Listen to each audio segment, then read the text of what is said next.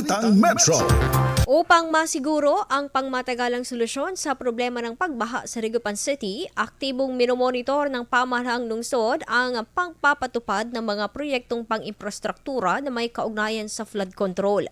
Kamakailan personal na nagtungo si Mayor Belen Fernandez sa iba't ibang lugar sa lungsod upang tignan ang takbo ng 24 na flood mitigation projects na kasalukuyang isinasagawa. Sa kanyang pag-iikot, sinimula ng inspeksyon sa mga barangay o mga sitio sa may bunuan upang masuri kung ang mga proyekto ay naipatutupad ng tama at naayon sa itinagdang plano at pamantayan. Kabilang sa mga sinuri ang proyektong pagpapagawa ng kalsada at kanal sa Santa Maria Street, Barangay Bunuan, Bukig na pinondohan ng humigit kumulang 13 milyong piso. May haba itong 420 meters at ayon sa ulat ng City Engineering's Office, malapit na itong matapos at nasa huling yugto na ng konstruksyon. Tinungo rin ang sitio China sa Barangay Bunuan, Bindok, isa sa mga lugar na matagal nang apektado ng pagbaha.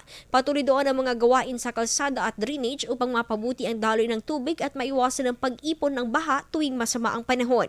Mariing binigyan diin na hindi na dapat magtayo ng kalsada nang walang kasamang maayos na drainage system. Bilang bahagi ito ng mas sistematikong solusyon sa pagbaha sa lungsod. Bilang dagdag naman sa kanyang inspeksyon, binisita rin ang bagong tayong skate park na kasalukuyang sumasa ilalim sa masusing pagsusuri ng City Engineering Office upang matiyak ang kaligtasan ng mga gagamit nito, lalo na sa inaasahang pagbubukas nito sa darating na Bangus Festival.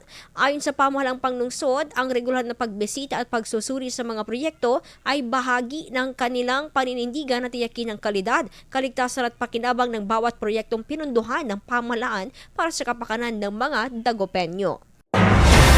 IFM News. IFM News. IFM News.